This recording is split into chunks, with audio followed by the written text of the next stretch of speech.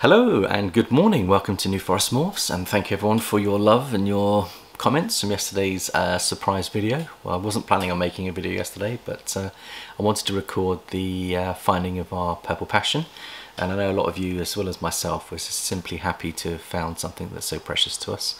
And I was grateful for my boys helping me because, you know, we put a lot of, Mandy and I searched the facility for 2 or 3 days, just couldn't find it, and it was really getting us frustrated, and sat around that table yesterday just telling the boys when they've come to visit us from university my dilemma, and the boys were very keen to help me, and just amazing how we came in within 2 or 3 minutes we found the snake, and I'm very grateful for that because it looks as though it's doing well. I will give you an update and show you how he or she, we haven't sexed them yet, we call him a boy but it could be a girl.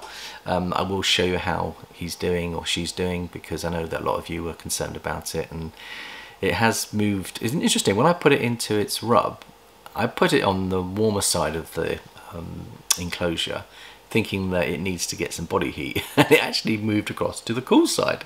So it was teaching me that when you have a snake that's escaped for 3 days and it's probably dropped down to as low as 75, 76 degrees Fahrenheit, we've got an ambient temperature of 78, but obviously he was in the corner of the facility with 2 cold walls, so I'm guessing that his body temperature could well have actually fallen down as low as 75, which is still, it's not good for them, but they can bounce back off that. Now when you put it back in the rub and you've got like an 88 degree hot spot, going from 75 to 88 in one hit would be a massive shock.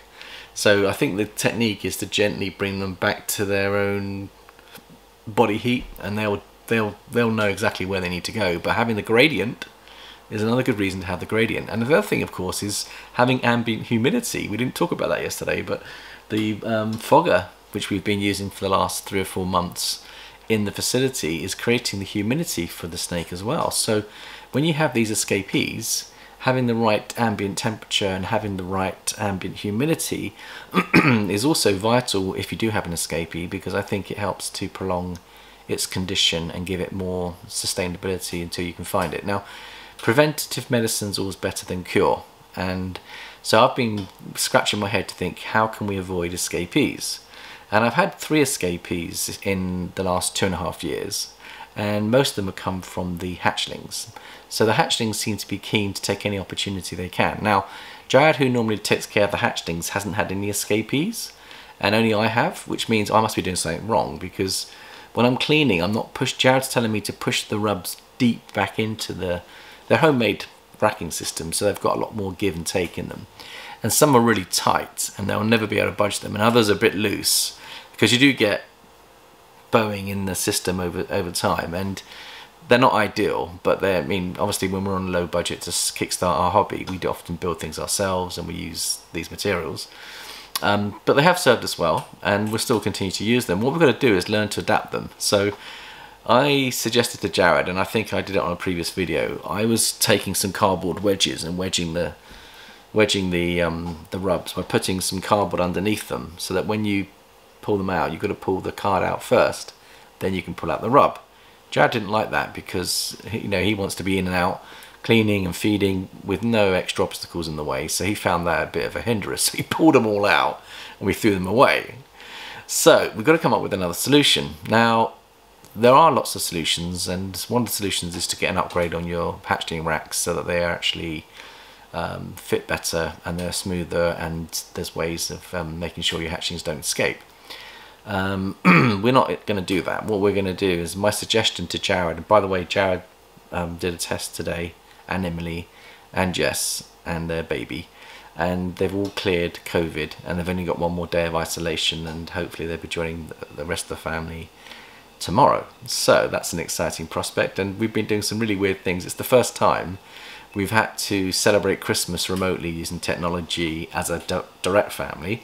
And it's the first time where it was really weird not being able to give each other a hug after giving gifts to each other, because that's the thing that we normally do as a family. We have these various presents that we give to each other. So it's been a special Christmas, because Matt and I have kind of learnt not to take family for granted, because you can't always have access to your family in these troubling times, particularly with COVID kicking around. And maybe some of you out there might be feeling very similar, that you haven't been able to travel, you're protecting your families, and it's been a bit of a strange Christmas. But in some ways it's been quite a blessing to us, you know, having the lost snake and finding it again, and the symbolism of what that represents and what it teaches us as a family to work together as a family. And you'll know that we're a very spiritual family, and we pray every day. And I've been praying and praying for 3 days to find that snake. And sometimes you don't get your answer straight away, and sometimes you've got to have enough faith that you can move a mountain, but don't be surprised if the Lord gives you a shovel. In other words, a lot of our solutions involve our effort. So we can have faith that we can draw upon God's power to help us with our problems in life. But he also wants us to be able to think the problem through. He wants us to seek other help from others, and he also wants us to use our own resources. And so Amanda and I have been using our own resources. When the boys arrived, extra resources came, and a fresh perspective from Adam, who's had the idea to look in that particular area, solved an answer to our prayer. And often prayers are answered through other people, and we don't necessarily get a divine intervention directly from the Lord, but he often works through others. And that's why I believe we've got to be willing to follow promptings that come through the Spirit or the force, whatever you want to call it. We could be the answer to someone's prayer. So, you know, during this season where we want to love and serve each other, be sensitive to any promptings you're having and follow those promptings. If you get those promptings a second time or a third time, it means take it very seriously, because you could be the answer to someone else's prayer. So anyway, that's the thought for the day. I want to give you some snake therapy, because I think, you know, the time between Boxing Day and the New Year is exciting times. Looking forward to the New Year. We've got a lot more time on our hands. Hopefully not having to go in and out of businesses or work. Some of us are working, and the snake therapy videos buoy us up. So if you're working, our love is out to you. If you're at home with family or without family, we're sending out love. So hopefully these snakes will just give you some Christmas cheer and bring you up. So I'll give you an update on the Purple Passion. We've had a few sheds, and some of them have been excellent, some of them have been not so good. And I'm finding the bigger the adult, the more difficult the shed. So we're running at 60% humidity, which isn't enough for the adults. They want 70%, and I'm struggling to get my fogger up. You know, I've shut the windows tighter. It's a big facility. We've got one fogger trying to provide humidity in here, but also we're providing ambient heat. So you've got a mixture here of, I switched off the air conditioning that gave us an extra 10%. I've done so many different things that have tried to help with the humidity to come up. But what I'm now doing is I'm actually spraying down the adult rubs to assist them when I know they're moving into shed. And by doing that, the sheds have actually been a lot better. So I'm going to take a adjusted approach here. I'm going to still keep my ambient humidity, do a little bit of spraying on the adult rubs, but the hatchlings and the subadults seem to be doing completely fine, shedding perfectly okay on 60% humidity. So there we are on the humidity. I'll be interested to know what everyone else is doing out there, how they're adjusting their humidity, but that's been quite helpful. We've had one or two other bits of feedback on substrate from our viewers. Eden Morphs believes that he's found a cocoa husk that doesn't give him moulding problems, and I think he calls it ReptiChip, and he's been using that. And so it might be worth anyone that wants to move away from a substrate that might be giving them mould, give ReptiChip a go. I've never tried it, but I'd be interested to see your views. I'm sticking with paper because I feel a lot safer, and it's working for us. And we are using cocoa husk for some of our animals that are particular picky feeders, and that seems to be working well. So we've still got a slight 2 or 3 out of 160 animals will be on cocoa husk. The rest will be on endurable, very powerful, strong Blitz paper, which works well.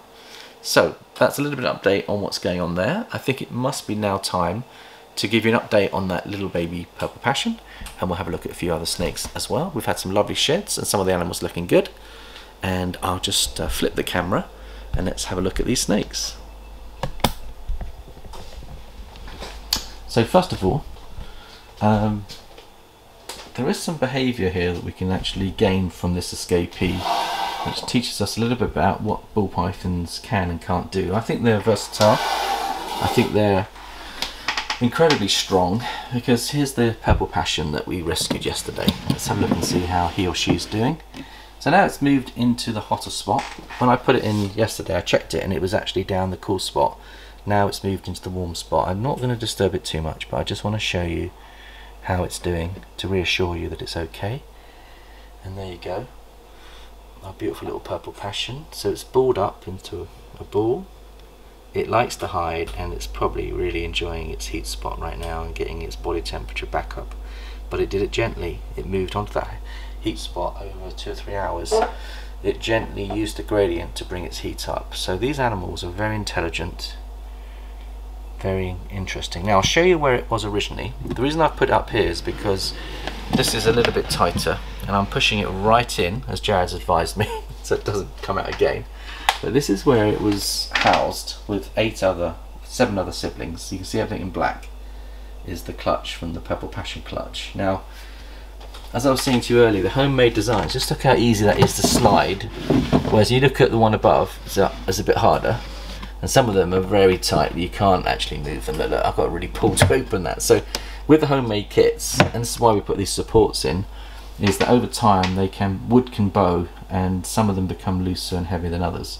So that's a problem for us, and we've had 2 or 3 escapees. We found the other ones much quicker, but this one obviously was harder to find. So my idea is to avoid future problems is to maybe put on a latch on here, screw it into the timber and just twist it and turn so the timber or the metal comes down to there like that. You open it by moving it up, then you can slide it out, slide it in and just screw it in there. So when Jared is back in the facility, I might get him to do that so that it's easy to open and easy to feed and clean without wedging. I was using wedges before, which Jared didn't like, cardboard wedges at the bottom of the rubs, and that wasn't working. But why don't we have a quick look and see how the other babies are doing. And we've got in here, I think we've actually got more phantoms than we thought, because as they're getting bigger I'm seeing more of a phantom look rather than a Mojave look. So this is a normal 100% het ultra male, and they're feeding nicely. They've had about 3 meals now. And this one is, let's have a little look. We thought it's a Mojave. It could still be a Mojave, but it could also be a phantom. It's got some phantom shapes as well. So we'll see how it develops. I think the phantoms tend to brown out as they get older, and the Mojaves stay a little bit brighter. So we'll see how that works out. But they are becoming a lot more tame as they're getting used to being handled. And let's just work our way through. Here we've got, let's have a little look. Again, that is in shed at the moment. It's going into shed. That's why I've given it a little bit of assistance. And again, that could be either a Mojave or a phantom. But you can see they're putting on weight and they're putting on good size. So we're pleased that they're all eating nicely. And this one, I believe, is either a Mojave or a phantom. So we only got one normal looking snake. That looks quite Mojave to me. So we'll just put that back. And it's a beautiful one at that. So we've got a Mojave. And then the next one down here is if we've got a Purple Passion. And let's just have a wee look at the Purple Passion. So that was Mandy popping in. She didn't realise I was filming. Emily's come out of isolation and she wants a hug, so I'm going to finish this quite quickly now. There's another Purple Passion. We've got 3 Purple Passions. You can see this Purple Passion here is doing really well. So looking forward to seeing them out of shed. And then we've got at the end, I think, another Mojave or Phantom. So we've done really well on the odds. Beautiful animals, and there you go. So that's that little clutch there. Now we've also had some other interesting things going on here. We've had some beautiful sheds. So this one shed out just the other day. You can just see how beautiful and clean it is. Jared's cinnamon 100% het clown. So we'll put him back. He's enjoying life. He's about 400 grams, so he's doing really, really well. And over here, Rusty, one of our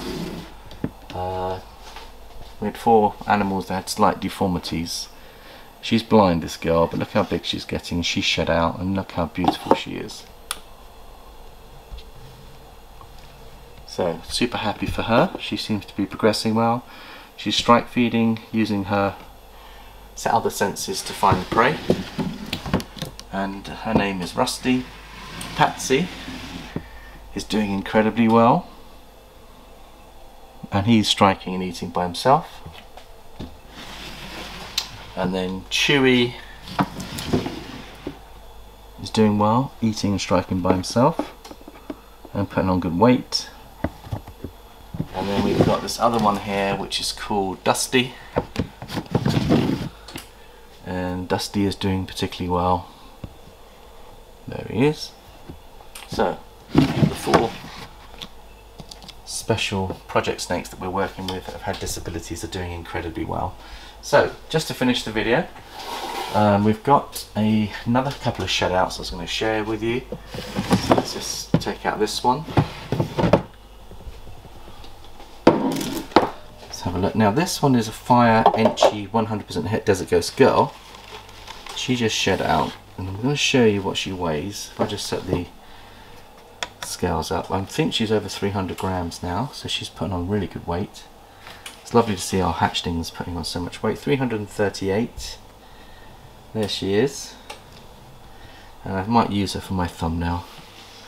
So I'll just put her in the light box and just see how she does there. How about that? Isn't that beautiful? Isn't she beautiful? Lovely girl. So we're looking forward to having her coming into our breeding program as she gets bigger. And to get the Desert Ghost version of this will be amazing. And she's got amazing patterns, amazing colours. You've got that beautiful Enchi fire look. It's got lovely head stamps as well, the Enchi head stamp. And she is incredibly beautiful. So very, very happy with her. So we shall leave the video on there. I'm going to go and give my daughter a cuddle. I haven't seen her for 10 days due to isolation. Everyone have a great time out there. Sending lots of love here from New Forest Morphs, and hopefully we'll see you in the next few days. So take care and enjoy the rest of your holidays.